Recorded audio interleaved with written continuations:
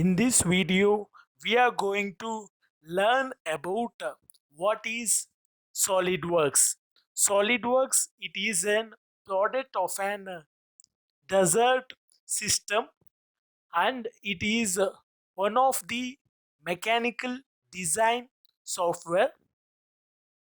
If you see any physical things around you, um, such as your computer or your mobile phone, there are high possibilities are there.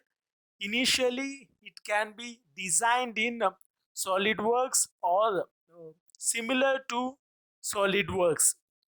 SolidWorks, it is an parametric based modeling.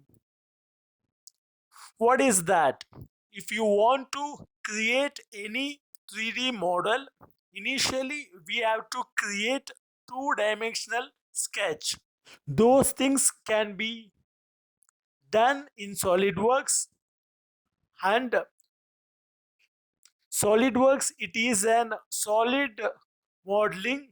If you are designing or modeling in SolidWorks means we can able to see that solid model, not the halo thing. If you are taking a cross section of that 3D model means we can see the solid model, not the halo things. These are the things that is mainly focused on SolidWorks. SolidWorks, it is an well-known mechanical design software.